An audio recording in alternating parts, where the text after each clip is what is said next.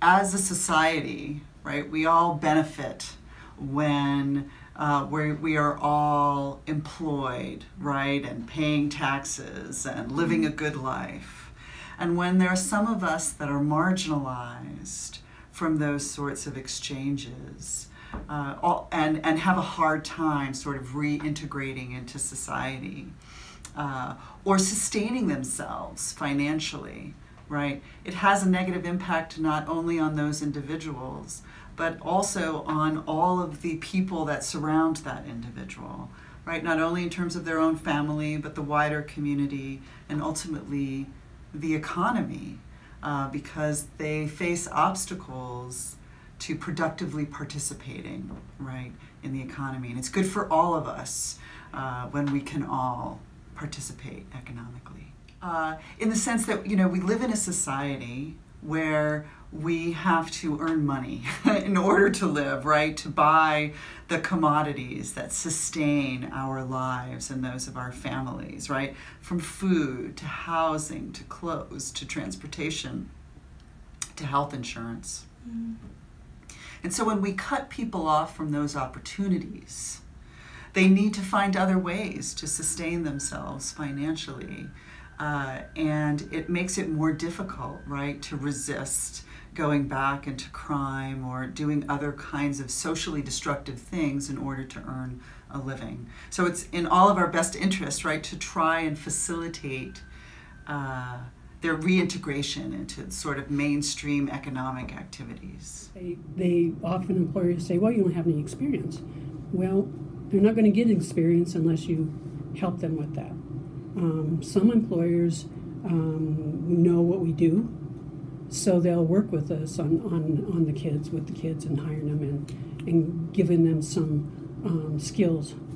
Some people, fast food, they'll hire them because it's fast food. They need the people. Right. But kids that want, good jobs, some of the skills they get while they're in placement. Like Platte Valley actually does technology programs with them. So some kids come out and work for Infinity if they wanted to, Comcast. ROP does some skills with bricklaying and tile, putting tile down. They used to have a welding program. They used to have an auto mechanics. I don't know if they don't have the auto mechanics anymore. So they'll come out with some skills and certificates. Culinary arts is another area. So, they'll come out with some good skills. It's just giving it to the employer and help them sell themselves. And I think that's the big thing is they have to sell themselves on, this is my skills.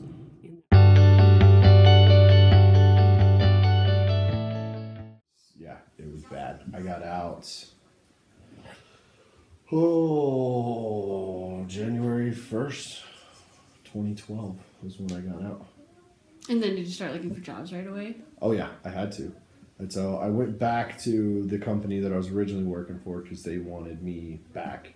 And so I went back to them. Politics, blah, blah, blah, the dumb stuff with stupid companies led me to leave the company. And then very quickly, I couldn't find any jobs. Every job that I found, everything was disposable. I was disposable. And so it was like, oh, we'll give you a chance. We'll work with you. We'll give you a chance. We'll give you a shot. We'll start you off at $12 an hour. And I'd work for them and work for them and work for them and work for them. New guys would come in, they'd get trained up, go off, get raises, get trucks, get equipment, get everything, move up in the company. I was still sitting at $12 an hour. And I'd go to them and say, hey, what is going on? Why am I not being promoted? Well, we gave you a chance, and we really don't like people like you working for us. It's like, you've got to be kidding me. It's like, I'm far more skilled than anybody else you have. I'm better with people than anybody else you have. Like, I don't know why you're holding me back. One of the things that we've seen, say, in the past 20 years or so, is a decline in men's labor force participation, particularly men of color. And one of the reasons that there's been a decline in their labor force participation is the tremendous rise in incarceration rates. And what happens for men who've been incarcerated is that it's very difficult for them to find a job once they leave prison. And so then they retract from the labor force. And it's bad economically because you have more people that are not able to contribute productively to our overall economic growth and GDP.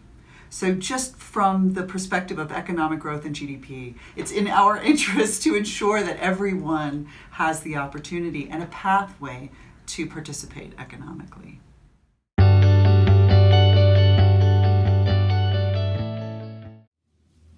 guess the strength to kind of stand up and say, you know what, this isn't what I want. You know, it's not even a matter of alcohol or drinking. This is not the life. Oh yeah, he falls over a lot. You know, they push you to try to, you know, work to become the best that you can. And so a lot of the drive to start my own company and doing my own stuff is the same way. But now on this side of things, I have a lot of people that want background checks for myself and for any of my employees before they're welcome in my house.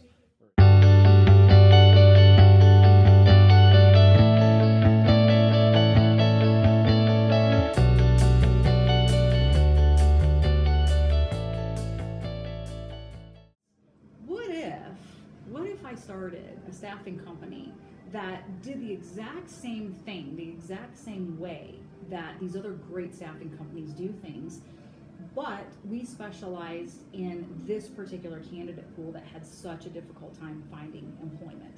So that's really where the idea came from. How can we do something, compete with other companies that do similar things, but benefit a group of people that have a lot of obstacles that they have to overcome in order to secure good employment and move forward in life. So